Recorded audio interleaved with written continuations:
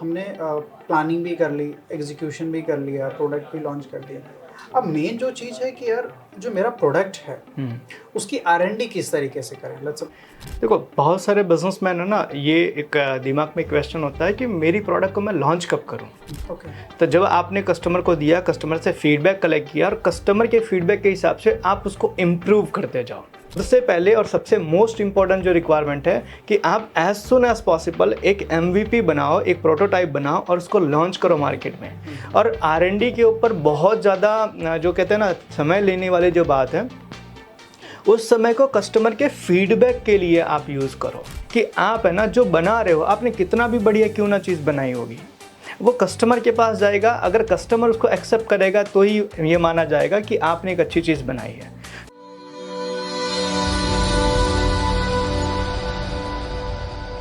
Good morning sir. Good morning. Sir, जैसे कि अभी लास्ट कुछ पॉडकास्ट में हम लोगों ने बहुत सारी टॉपिक्स पे डिस्कशन करी, जो कि हमारे व्यूवर हैं, जो हमारे सब्सक्राइबर हैं, वो पूछे बहुत सारे सवाल और हमने बहुत ही अच्छे से उन सवालों के जवाब दिए। और भी बहुत सारे क्वेश्चंस उनके आए हुए हैं और भी बहुत उत्सुकता हुई जब से ये पॉडकास्ट चालू हुआ, तब से और भी बहुत सारे लोगों के क्वेश्चंस आए। तो आज हम कुछ क्वेश्चंस को उसमें कवर करेंगे। एक मोस्ट इम्पॉर्टेंट क्वेश्चन जो ऑडियंस की तरफ से आया हुआ है कि यार हमने प्लानिंग भी कर ली, एग्जीक्यूशन भी कर लिया, प्रोडक्ट भी लॉन्च कर दिया। अब मेन जो चीज़ है कि यार जो मेरा प्रोडक्ट है उसकी R&D किस तरीके से करें। लेट्स सपोज प्रोडक्ट हमने फाइंड आउट भी कर दिया, अब हमें R&D करना है कि प्रोडक्ट चलेगा कि नहीं चलेगा, कैसा मार्केट है, क्या और हम उसमें कर सकते हैं। तो उसके बारे में थोड़ा आप जानकारी। राइट। देखो, बहुत सारे बिजनेसमैन है ना, ये एक दिमाग में क्वेश्चन होता है कि मेरी प्रोडक्ट को मैं लॉन्च कब करूं। प्रोडक्ट बना लिया, अब लॉन्च करूं कि नहीं करूं। तो मैनेजमेंट की लैंग्वेज में ना एक टर्म आता है MVP, minimum viable product.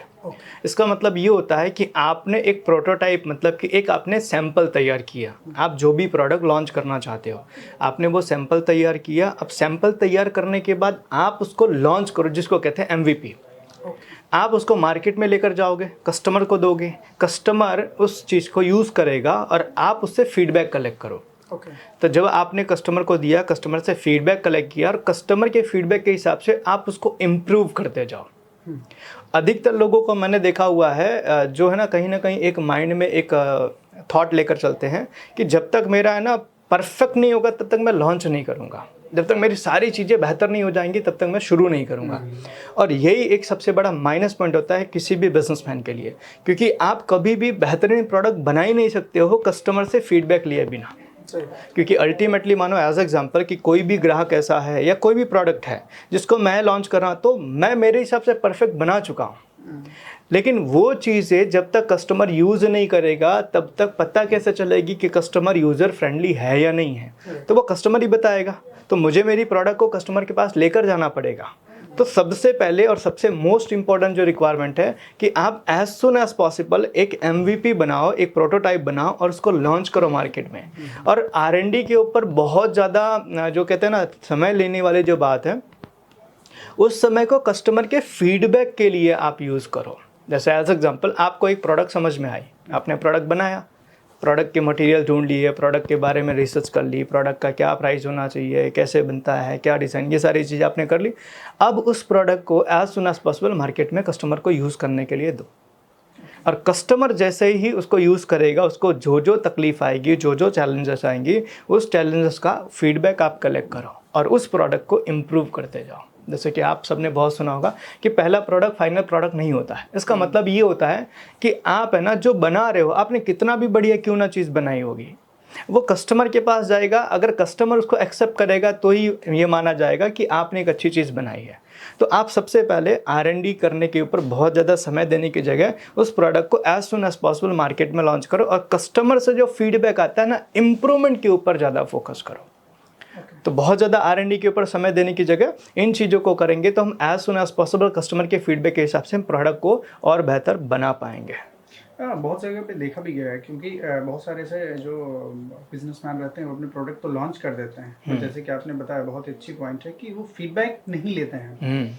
Normal सा पूछ लेते हैं कैसा प्रोडक्ट, क्योंकि प्रोडक्ट तो उन्होंने अपने हिसाब से डिजाइन किया हुआ है, बट वो मार्केट क्या बोल रही है, मार्केट के हिसाब से फिट बैठ रही है कि नहीं बैठ रही है, ये फीडबैक के ही ऊपर डिपेंड करेगा। तो इसमें जो मोस्ट इंपॉर्टेंट जो रोल हो जाता है फीडबैक का, कि फीडबैक का एक सिस्टम आप बनाइए और तब जाके प्रोडक्ट को आप सही तरीके से डिज़ाइन कर पाएंगे। और एक चीज़ और जो इसमें करने की ज़रूरत है, जैसे फीडबैक के बारे में बताया आपने, तो कई बार मैंने लोगों को देखा हुआ कि फीडबैक ना वर्बली लेते हैं, कैसा लगा मेरा प्रोडक्ट।